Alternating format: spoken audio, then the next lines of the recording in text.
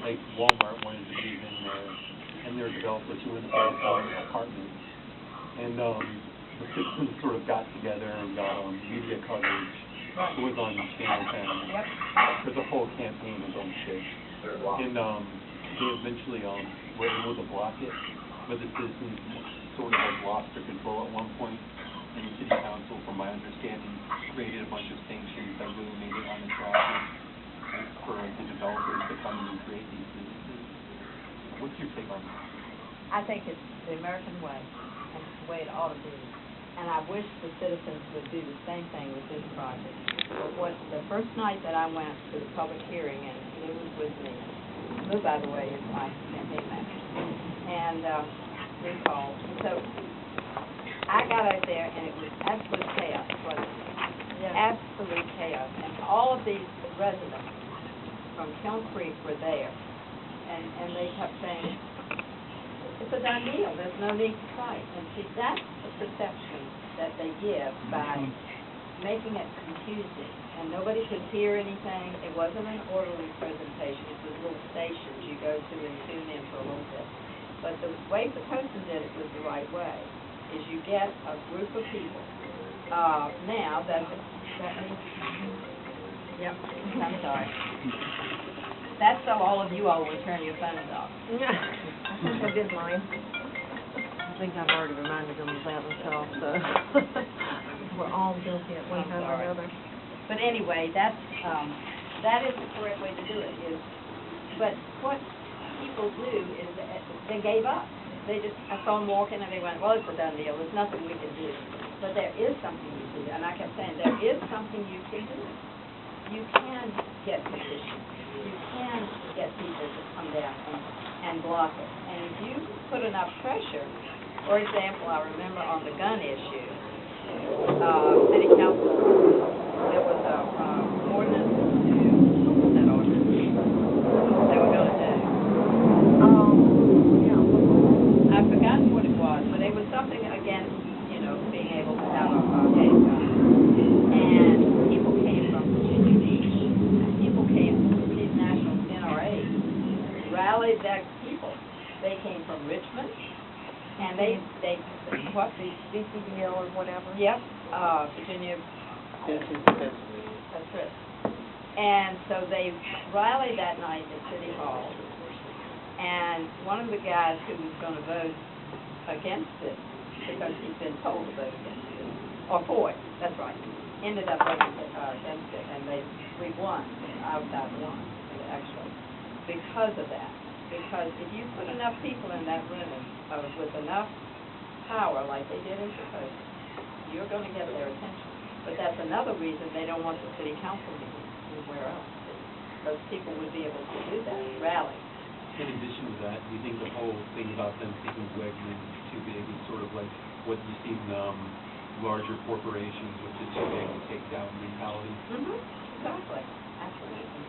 Too big to fail, right? Yeah, too big to fail. Yeah. I had a question. As a Republican, let's just say a lot of our representatives aren't necessarily honest. I find it refreshing that you're very honest and that you're very open to your constituents. How do you manage that open dialogue between your constituents, and how do you straddle the political balance of trying to keep transparency while also staying true to your own what you find to be the most righteous for your council? Actually, I have to just say the same thing that I used to tell my students, because I had a student one time who cheated in a session. And he said, well, the Vice President of the United States cheated. And I went, he's the only one that has broken himself in the morning. I'm the only one that has to look and hear it myself, to know that I've been true to myself and to my God. I pray a lot, by the way. But that's the bottom line, to not own self be true. Shakespeare says it's true. And then you can't be false. So it takes guts, and you get targeted, just like I am being targeted this time. and I've been targeted before. I'll tell you a few little horror stories if you have the time. I don't know what your time is like. But the first time I ran, as I said, I came in second, and they were so worried that I was going to run again that I had, the mayor at the time had a brother who was a judge, and I had my phone tapped. And I paid somebody to come out and check it, because I could hear things being recorded. And at a certain time, 2 o'clock in the morning, every morning, it would wake me up. And so they, everybody said, Pat, you're crazy. Well, he came out and he went, yeah. He said, it's on. It is being tapped. And he says, I can take it off, but it'll be right back on. Now, that judge put that on my phone, and I'm sure the paperwork for it, which they have to have paperwork, was very, very deep. So I put out misinformation, and it ended up in the paper. I had a friend of mine, I called a friend of mine, and I said, she said, oh, I hear you been offered $200,000 to run against this delegate. And I went, nobody's supposed to know that, but yes. 3 days later, in the paper, this person who was the delegate at the time had met with a bunch of black ministers. And he said, my opponent has been offered $200,000 and to run against me. Now, I have not told anybody else. Nobody has. That was the first thing. The second thing they did was I had put an ad in the paper. And this is how this city is run by this little group of very wealthy people who want to control everything. So the second thing was I had put the woman said, I can't put the ad in unless you pay for it today, and I didn't have a check on my account. So I put it on Visa card. And my husband was my treasurer. And at the end of the campaign, he said, Pat, we can't turn in a final campaign report for us because I've never gotten a bill for the ad in the paper. I said, well, I don't know what to do about it, but he wrote a note and he said, we cannot turn in a final report because we still have an outstanding debt of whatever it was, $1,500, I think. So about the next week, we got this seething letter from Chicago, the Chicago Times, because that's who owns the Daily Press. And they said, you have not paid your campaign bill. See, they were going to make that a big issue on the front of the page, on the front of the paper, and if I tried to run again. So my husband got on the phone and he said, excuse me, we have never gotten a bill. And we know that, and we haven't turned in our final report, which really took the air of their balloon. So he said, as soon as you submit a bill to me, I will pay it, and that'll be that. So they did. So I didn't get caught on that. But the worst thing was, my husband's father was 94, and we had to keep him from driving anymore because he was having collapses. So we took his car and we bought it from him. And that was like in November. The following, I think it was March or April, we went down, for some reason, that was right, we bought it in the spring, and the taxes were due in December. So we bought the car and we went in to register it, and they said, we can't register this car because you haven't paid your taxes. Well, anybody who knows my husband, he is obsessive about paying bills. He just cannot stand to be in debt. So he had written the personal property taxes and the real estate taxes the same day, 2 checks. The one check was never found. The other one went through the bank. So somebody tore that other one up, and then there was going to be, Pat Woodbury doesn't pay her taxes. That would be the headline in the paper if I tried to run. So, I learned more than I learned when I was doing my doctorate bill. Because you cannot believe the dirty things that will happen. Last example, and then I'll shut up. Because is somebody else going to speak? Yes. Okay. Last Wednesday night, yesterday, a week ago, my opponent was sitting next to me, and it was the Sierra Forum. And I had I had written down 3 quotes that I wanted to give, and then the rest of it I just answered off the cuff. But I had those 3 quotes, and the first one was by a guy who says, "We do not own the earth," or something like that. "We inherit it from our children." Do you know, he said that, and I saw him just staring and staring. And he was chosen to go first.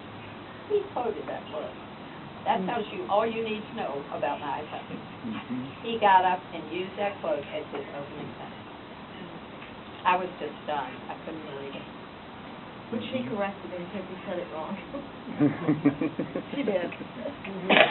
So, that's the kind of thing that happens. And it's not, you know, but you just got to stand and you got to be able to face yourself and know that you've done the right thing. Martin Luther King said, "It's always the right time to do the right thing." For example, some people in my campaign last week decided, oh, it would be a fun idea to get, what was they going to pick all of his signs and put them in front of my campaign. Marketing. Yeah. Yeah. And I said, no, that's illegal. That is illegal. We are not going to do anything like that. Oh, it would be so much fun, and no, it would not. It is illegal, and I won't do it. Now, my signs have been stolen twice. We put up the 3rd set in one of the fields. And some people do that, but it is illegal, and I'm not going to do that. And I'm not going to go next. But so, you know, unless I'm attacked. Anything else?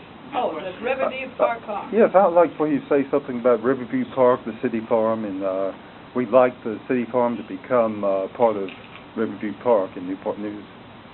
Again, the Framework for the Future designated this area the city farm, and our city manager closed that farm without telling anybody on the council, which I spoke to last night, spoke to the issue. And they used to provide close to $1 million a year. These were inmates that had maybe a drug charge. Not a high, you know, it was very nonviolent kind of thing. And a lot of the farmhands out there got, you know, when I say and got a skill, they learned how to, you know, paint or learn how to build or learn how to do something. And then when they got out, they had a profession they could go to and make a living. And it helped them get their lives together. Yet it taught them consequences for actions that they needed to have consequences.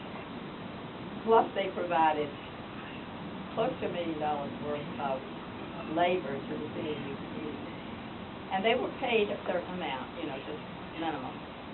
But, I mean, he just closed it without asking anybody. He told us 3 or 4 votes that he could count on.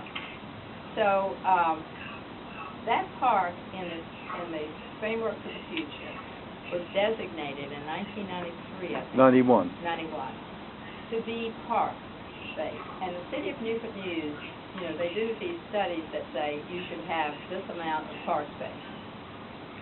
And we don't have anywhere near that. We have this one huge big park up at, you know, way uptown, and then we have one downtown on the water downtown in South City. And so that was the plan, and the citizens made that plan. Now, what I would have loved to have seen, at one point there were cows out there, there were pigs, there were community gardens, there were gardens out there that the inmates kept. It would be wonderful to have a community garden out there that people, you know, could tend and sell the products from. We have very, very little accessible boating for our citizens, or swimming, or Dr. John Dawson, I know, he said, I taught my kids to sail, I taught them to swim, I taught them to, you know. Wouldn't it be great if you all could go out there at any time and have aquatics or maybe a nice restaurant down there?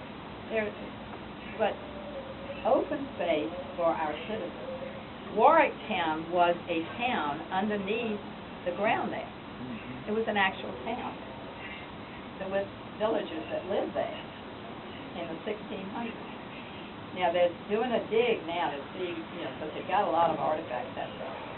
And what they what could happen there is a place up in, Massachusetts called Sturbridge, Massachusetts, and it's a little town of pilgrims that live in that little town, and they've turned it into like a little Williamsburg.